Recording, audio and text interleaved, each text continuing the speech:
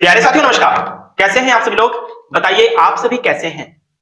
आप लोग अगर मस्त हैं तो भाई आ जाइए फटाफट से। हम लोग आज करने वाले हैं क्वेश्चन नंबर 10 को। ठीक है, इसमें गुणनखंड ज्ञात करना है।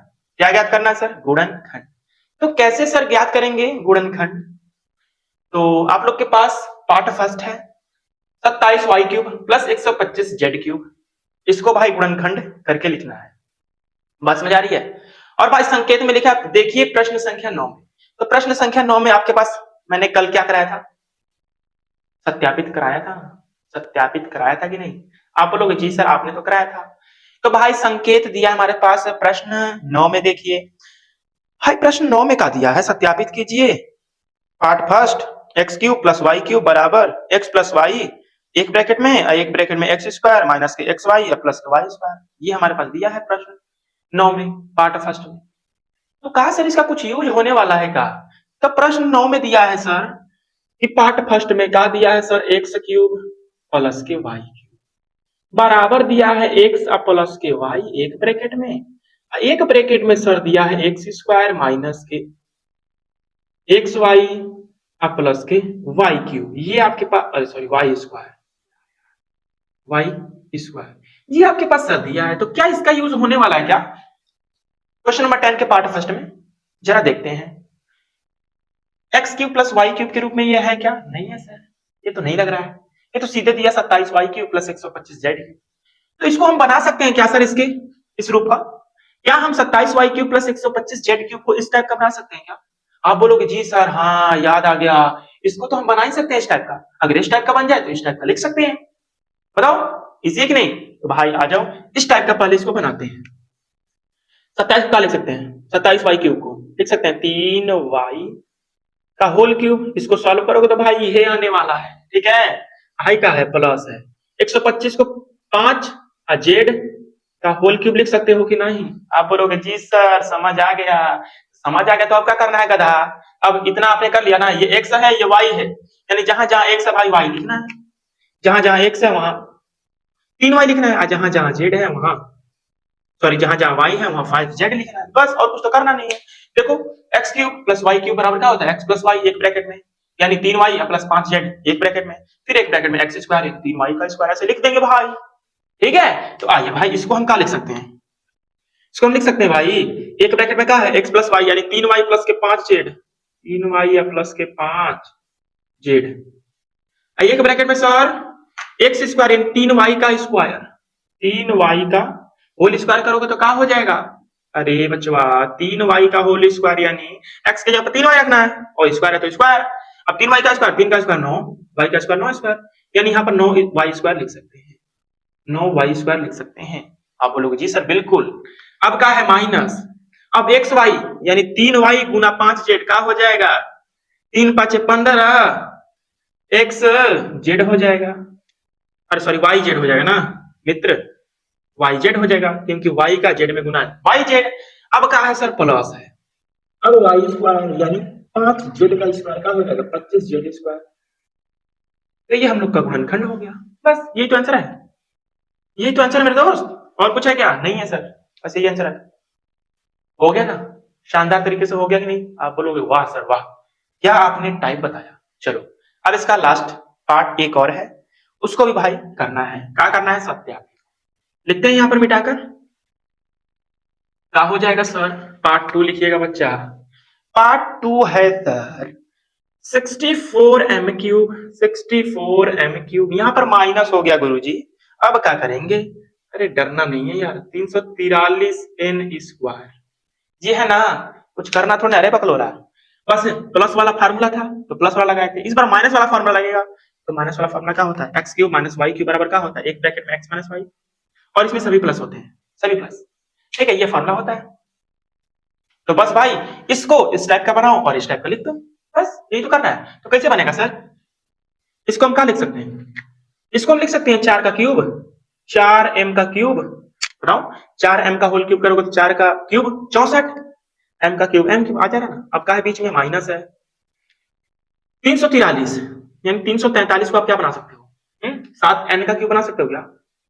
7n का होल क्यूब बना सकते हो, सॉल्व करने पर यही आएगा और कुछ नहीं आएगा सर। चलो अब भाई इतना बन गया, यानी x cube minus y cube बन गया। तो इसको हम लिख सकते हैं एक ब्रैकेट में एक्स माइनस वाई, एक ब्रैकेट में एक्स माइनस वाई रे बाबू, एक ब्रैकेट में एक्स माइनस के वाई, अब दूसरे ब्रैकेट में x square plus x y plus के वाई स्क्वायर। तो पहला माइनस रहेगा, ठीक है। एक्स की जगह पर इस बार 4m हो जाएगा, चेंजिंग हो जाएगा बस, और कुछ नहीं करना है, 4m हो जाएगा। और भाई y की जगह पर 7n हो जाएगा, और क्या हो जाएगा गुरुजी, और कुछ तो होगा नहीं, 7n। फिर एक ब्रैकेट में एक्स स्क्वायर यानी 4m का स्क्वायर, क्या हो जाएगा, 4 का स्क्वायर 16, m का स्क्वायर m स्क्वायर बाबू। अब क्या है, यहाँ प्लस है तो प्लस लगाइए, एक्स वाई यानी एक्स गुना वाई, 4m गुना 7n, क्या हो जाएगा, 4 7 28, क्या हो जाएगा बाबू 28। देखो 4 7 28, यम गुना यन, यम यन हो जाएगा ना मित्र। आप बोलोगे जी सर यम इंटू यन।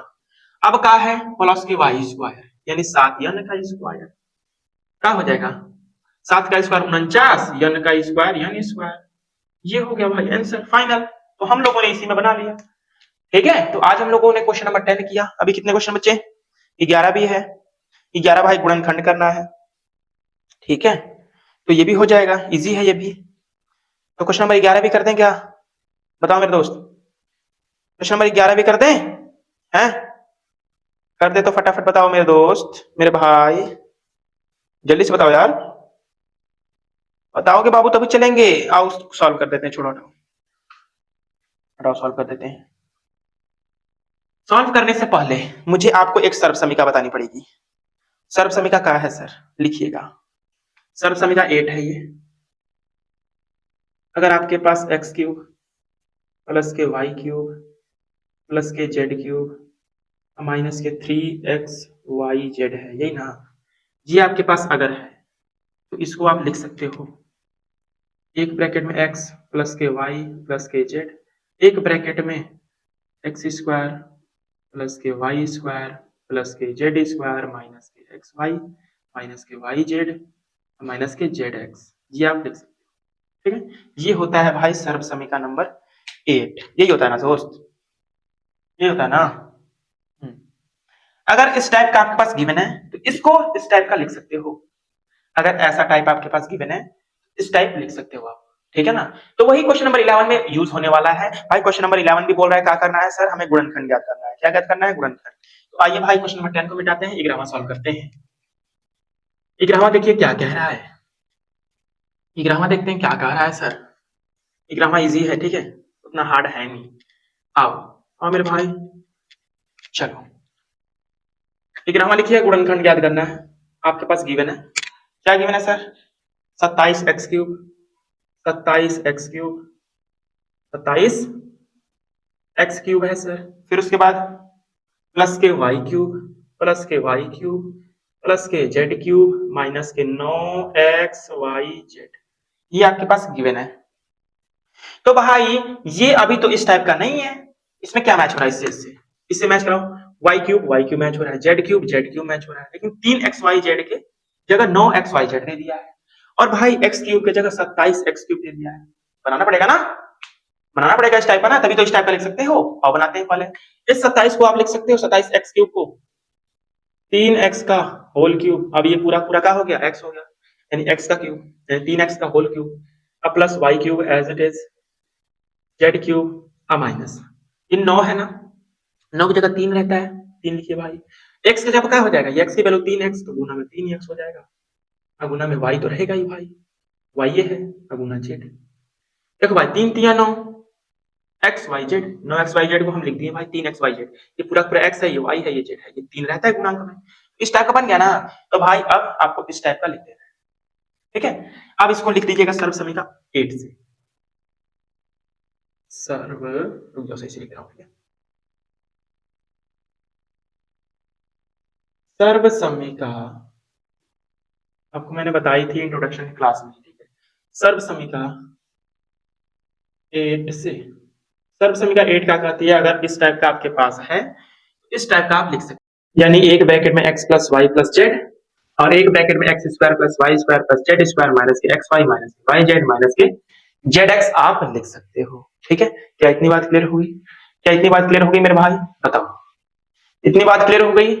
तो भाई हमें इतना मिल चुका है, ये देखिए 3x का क्यूब, यानी x के जगह पे 3x है, ठीक है, और y क्यूब मिल चुका है प्लस z क्यूब मिल चुका है, माइनस के 3xyz, 3xyz मिल चुका है, यानी इसके जगह पे हम इतना लिख सकते हैं। बस कंडीशन ये है, अंतर ये है, डिफरेंस ये है कि जहां x है वहां आपको 3x रखना है, और बाकी सब सेम है, ठीक है, बाकी सब सेम है। चलिए आइए लिखते हैं मेरे दोस्त, सरल समीकरण से क्या लिख सकते हैं इसको, इसके बराबर लिख सकते हैं एक ब्रैकेट में x plus y plus z, तो लिखिए भाई एक ब्रैकेट में x plus y plus z, x यानी 3x प्लस के y, y की जगह y, अब प्लस में z, ठीक है, और एक ब्रैकेट में हम लिख सकते हैं मेरे भाई x का स्क्वायर यानी 3x का स्क्वायर, क्या हो जाएगा 3 का स्क्वायर 9, x का स्क्वायर x स्क्वायर, ठीक है ना, प्लस y स्क्वायर यानी y का स्क्वायर, ठीक है, और प्लस में z का स्क्वायर हो जाएगा, z है भाई z की वैल्यू, अब माइनस होता है ना, माइनस एक्स वाई यानी 3x गुना y यानी 3xy हो जाएगा, फिर माइनस के yz, तो y गुना z yz हो जाएगा, और माइनस के zx यानी z गुना 3x, तो हो जाएगा 3xz, ये हो जाएगा हम लोग का गुणनखंड। तो इतना हो जाएगा आप लोग का आंसर, देख लीजिएगा आप लोग को, इतना ही आंसर है ना। 11 भी कंप्लीट हुआ मेरे दोस्त, ठीक है,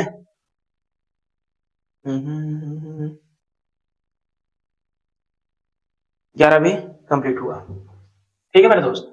तो उम्मीद करता हूं आज की क्लास आप लोग को बेहतरीन लगी होगी, मस्त लगी होगी, जबरदस्त लगी होगी, शानदार लगी होगी, लाजवाब लगी होगी। तो भाई बढ़िया लगी तो अपना फीडबैक कमेंट बॉक्स में फेंक कर जाइएगा, ठीक है, और बाकी कल की क्लास हम कल करेंगे, ठीक है, तब तक के लिए नमस्कार दोस्त, जय हिंद जय भारत।